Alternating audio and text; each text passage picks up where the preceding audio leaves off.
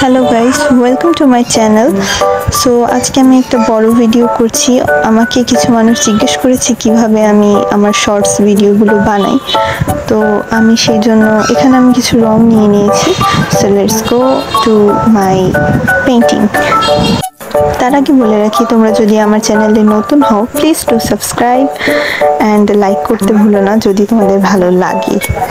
So আমি প্রথমে ক্যামেরাটা সেট করে নিই, দেন আমি এই ব্রাশটা দিয়ে, এটা একটু মোটা ব্রাশ মানে মাঝারি সাইজের, তো এই ব্রাশটা আমি ইউজ করে নিই। তো আমি প্রথমে বেগুনি কালারটা দিয়ে নিই। আমি এবার একটা স্কাই পেইন্টিং করব, যেখানে আমি একটা রিল্যাক্সিং একটা ভাইব আনবো।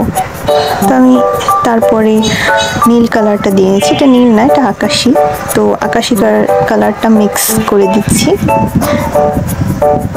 এরপরে আমি 1 বাই 1 এক একটা কালার অ্যাড করে যাব।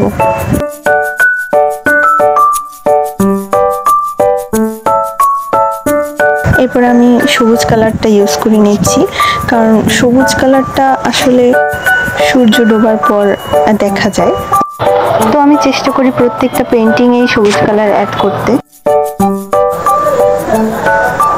এরপর আমি হলুদ কালারটা ইউজ করব। আমরা সবাই জানি সূর্য ডোবার পর একটু হলুদ আকাশে দেখায়।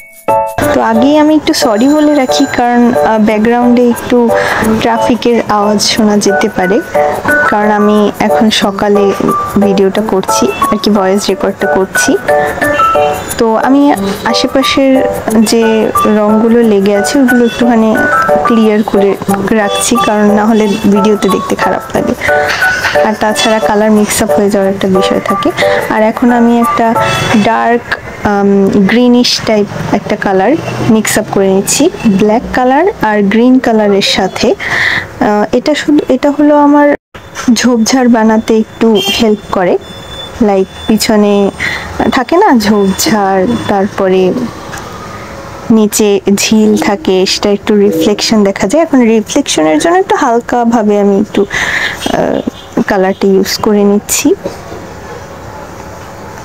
যাতে বোঝা যায় যে এটা একটা রিফ্লেকশন।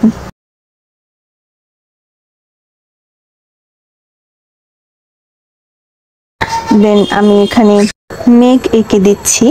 আসলে অনেকে বলে যে মেঘটা কিভাবে আঁকি, এরকম একটু প্রবলেম হতে পারে যে সাদা কালারটা একটু বেশি লাইট হয়ে যায়, মানে খুবই গাঢ় দেখায়।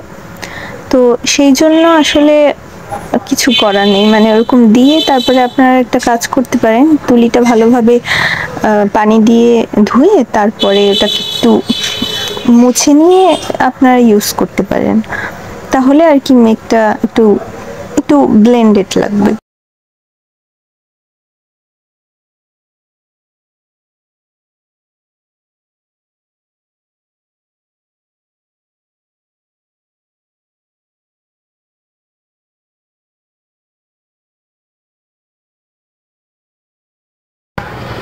এটা আপনি ব্লেন্ড করতে করতে আর কি নিচের দিকে যাবেন, কারণ উপরে বেশি মিক্স আপ করে দিলে ভালো লাগে না, সেটা একটু আজব লাগে।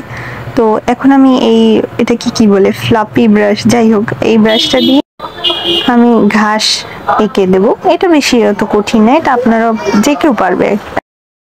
তো একটু কালো কালার বা একটু ট্রাই করবেন হালকা একটু সবুজ যে যেন ভাব থাকে, তাহলে দেখতে আরো রিয়েলিস্টিক লাগে।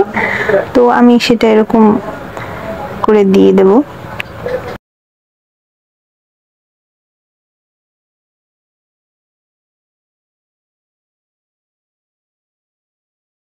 এটা আপনাদের বেশি হাইলাইট করতে হবে না, হালকা একটু দিয়ে দিলেই হবে, অতিরিক্ত করার কোনো দরকার নেই। এরপর আমি একটু চারপাশটা পরিষ্কার করে নিই, কারণ ক্যামেরায় দেখতে একটু খারাপ লাগে।